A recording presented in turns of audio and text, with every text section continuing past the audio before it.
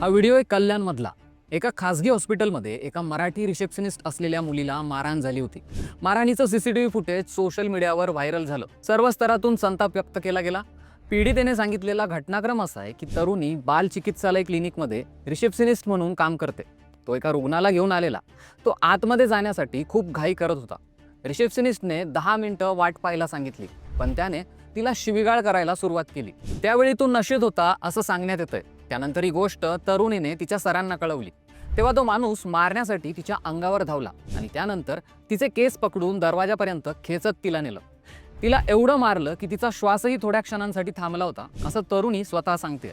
पीडितेवर रुग्णालयात उपचार सुरू आहेत। तिच्या मानेवर मारहाण करण्यात आली आहे। तिच्या पायावर आणि छातीवर मारल्याचे वळ आहेत। त्या तरुणीला मान हलवताना खूप वेदना होत आहेत। या मारहाणीमुळे तिला पॅरालिसिस होण्याची शक्यता असल्याचं डॉक्टरांचं म्हणणं आहे। ती मुलगी सध्या अंडर ऑब्झर्वेशन आहे। यातला आरोपी आहे परप्रांतीय। त्याचं नाव आहे गोकुळ झा। तो फरार होता। त्याला मंगळवारी रात्री उशिरा मनसैनिकांनी नेवाळी परिसरातून पकडलं आणि डोंबिवलीच्या मानपाडा पोलीस स्टेशनमध्ये धडक देत पोलिसांच्या स्वाधीन केलं। म्हणजे पोलिसांना न सापडलेला आरोपी मनसेच्या कार्यकर्त्यांना सापडला। मागील काही दिवसांपासून मुंबईमध्ये मराठी भाषेवरनं वाद पेटलाय। आता यातच परप्रांतीय तरुणाने मराठी तरुणीला मारहाण केल्याचं समोर आल्यानंतर सोशल मीडियावर पुन्हा एकदा परप्रांतीयांचा मुद्दा उपस्थित होतोय।